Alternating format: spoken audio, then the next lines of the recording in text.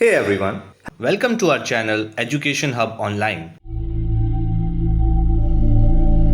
साल 1854 में जब इंडिया ब्रिटिश कॉलोनियल रूल के अंडर था, तब के गवर्नर जनरल लॉर्ड डलहौजी ने एक 15 साल के बच्चे को पंजाब से इंग्लैंड भेजा। लॉर्ड डलहौजी का मानना था कि इस बच्चे की माँ एक थ्रेट है और उनका कैरेक्टर अच्छा नहीं है, इसलिए इसे माँ से अलग करना बहुत ज़रूरी है। इंग्लैंड में जाकर इस बच्चे ने क्रिश्चियनिटी अडॉप्ट की और क्वीन विक्टोरिया के बेटे एडवर्ड द सेवन के साथ इसकी अच्छी दोस्ती हो जाती है। इसी बच्चे की रिस्पॉन्सिबिलिटी ब्रिटिश क्राउन को दे दी जाती है और साथ में इस बच्चे को एक स्टाइपेंड दिया जाता है जो कि 50,000 पाउंड्स का था। आज के दिन अगर आप इसे इन्फ्लेशन से एडजस्ट करोगे तो इसकी कीमत होगी 65 करोड़ रुपीस पर ईयर।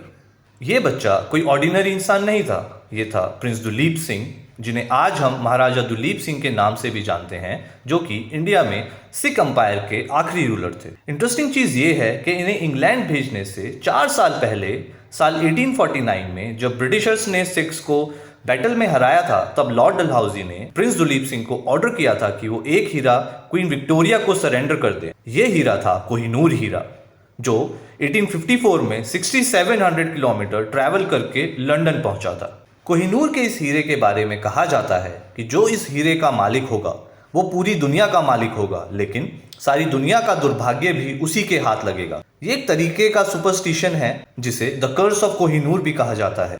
इतिहास में जिस जिस आदमी के हाथ ये कोहिनूर लगा है, उनकी जिंदगी खून खराबे, वायलेंस और धोखे से भरी हुई रही है।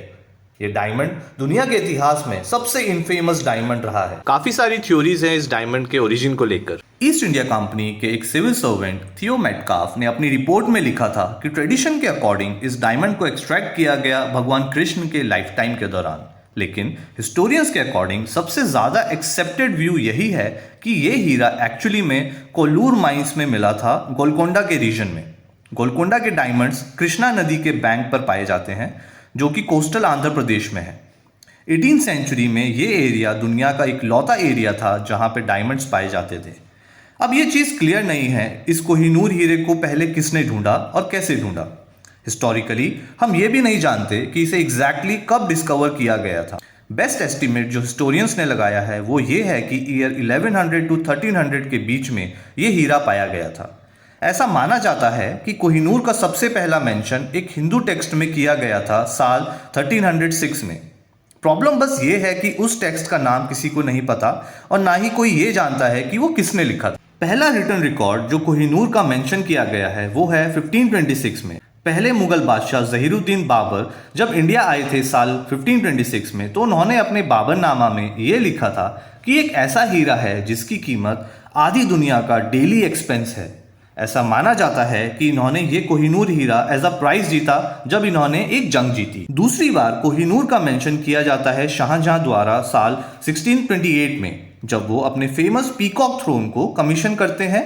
इस थ्रोन को बनने में 7 साल लगे और ये ताजमहल से 4 गुना ज्यादा महंगा था। इस थ्रोन को बनाने में काफी प्रेशियस स्टोन्स और जेम्स का इस्तेमाल किया गया था, जिनमें कोहिनूर भी शामिल था, पर अभी तक इस हीरे का नाम कोहिनूर नहीं पड़ा था। साल 1739 में नादिर शाह दिल्ली पर इन्वेजन करता है और मोहम्मद शाह को हरा देता है। मोहम्मद शाह जो कि 15th मुगल एम्परर था और औरंगजेब का ग्रेट ग्रैंडसन था। नादिर शाह दिल्ली छोड़कर भागता है और साथ में बहुत सारा खजाना भी अपने साथ ले जाता है। 700 हाथी, 4000 ऊंट और 12,000 घोड़ों की जरूरत पड़ी थी इस खजाने को ले जाने के लिए। इस सारे खजाने में कोहिनूर का हीरा भी था। नादिर शाह ने पीकॉक थ्रोन को ले लिया और कोहिनूर हीरे को आर्म बैंड पर पहन लिया। नादिर शाह ने ही इस हीरे का नाम कोहिनूर रखा था। अगले 70 सालों तक कोहिनूर आज के दिन के अफगानिस्तान का हिस्सा रहता है और यहाँ पर आता है द कर्स ऑफ कोहिनूर। जो भी इस हीरे का मालिक बनेगा वो दुनिया का मालिक बनेगा, लेकिन सारे मिसफॉर्च्यून भी उसी के साथ होंगे। इस कहावत को एक्चुअली उसी हिंदू टेक्स्ट से लिया गया है जो साल 1306 में लिखा गया था। द कर्स ऑफ कोहिनूर एक सुपरस्टिशन है, लेकिन आगे आप इस वीडियो में देखोगे कि ये कुछ हद तक सच भी है। नादिर शाह के ऊपर यह दुर्भाग्य पड़ता है साल 1747, जब उनके अपने ही गार्ड उन्हें मार डालते हैं और उनका एम्पायर कोलैप्स कर जाता है। अहमद शाह दुर्रानी, जिन्हें हम अहमद खान अब्दाली के नाम से भी जानते हैं, ये नादिर शाह की आर्मी का ही हिस्सा थे। ये नए अफगान एम्पायर के फाउंडर बन जाते हैं और साथ ही एक कोहिनूर हीरे के नए मालिक भी। विलियम और अनीता आनंद की किताब हमें बताती है कि नादिर शाह के जो ग्रैंडसन थे शाहरुख शाह, उनके सर पर मोल्टन लेड डाला गया था, ठीक उसी तरीके से जैसे गेम ऑफ थ्रोन्स में भी किया गया था, बस ये पता करने के लिए कि कोहिनूर कहाँ पर था। अब इसे कोहिनूर का कर्ज कहो या कुछ और, लेकिन दुर्रानी एम्पायर में भी काफ़ी इनफाइटिंग देखने को मिलती है। अहमद के बेटे तिमूर ने तो अपना एम्पायर अच्छे से रन कर लिया, बट उसके बाद जो अहमद के पोते थे वो एक दूसरे के साथ लड़ते ही नजर आए। तिमूर का बेटा जो तीसरा रूलर था इस एम्पायर का, जमन शाह दुर्रानी, उसे गरम नीडल से अंधा किया जाता है। शुजा शाह दुर्रानी कोहिनूर को अपनी ब्रेसलेट में पहन के रखता था। साल 1809 में इसे डिथ्रोन कर दिया गया था, लेकिन ये इस कोहिनूर हीरे को लेकर लाहौर भाग गया और वहां पर ये रिफ्यूज लेता है महाराजा रंजीत सिंह के अंडर। रंजीत सिंह जी जो कि फाउंडर थे सिख एम्पायर के, और दुर्रानी को बचाने के रिटर्न में इन्होंने कोहिनूर हीरे की डिमांड की और कुछ इस तरीके से कोहिनूर हीरा चला गया सिख एम्पायर के पास साल 1813 में। रंजीत सिंह के लिए भी कोहिनूर की सिंबॉलिक इंपॉर्टेंस बहुत थी। वो जमीन जो दुर्रानी डायनेस्टी ने कब्जाई थी वो इन्होंने वापस जीत ली। इन्हें द लायन ऑफ लाहौर या फिर शेर ए पंजाब के नाम से भी जाना जाता था और ये कोहिनूर को अपनी बाइसेप्स पे पहना करते थे। कुछ सालों बाद ईस्ट इंडिया कंपनी की पकड़ भारत पर मजबूत होती जा रही थी।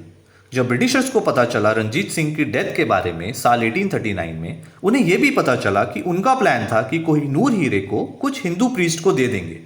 ब्रिटिश गवर्नमेंट ने ईस्ट इंडिया कंपनी को ऑर्डर दिया कि इस कोहिनूर हीरे पर नजर रखे और ट्रैक करते रहें कि ये कहां से कहां जा रहा है और कब इसे ब्रिटिश गवर्नमेंट की प्रॉपर्टी बनाया जा सके। ब्रिटिशर्स को करीब एक दशक तक इंतजार करना पड़ा।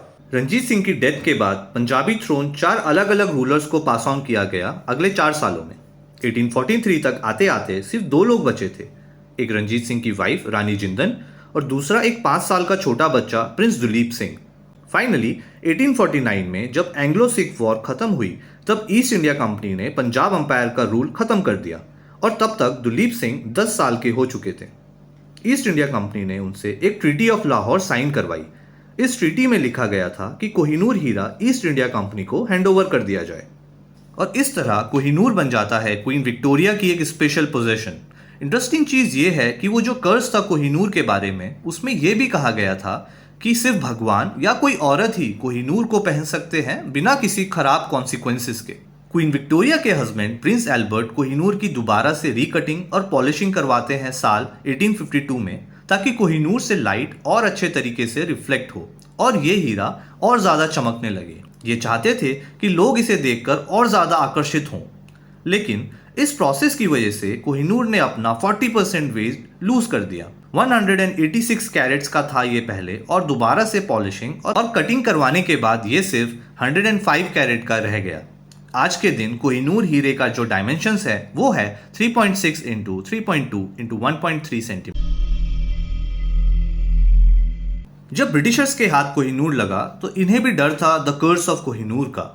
सो उन्होंने डिसाइड किया कि कोहिनूर का मालिक किसी आदमी को नहीं बनाएंगे, इसलिए कोहिनूर हमेशा से रॉयल फैमिली क्वींस को ही पास ऑन हुआ।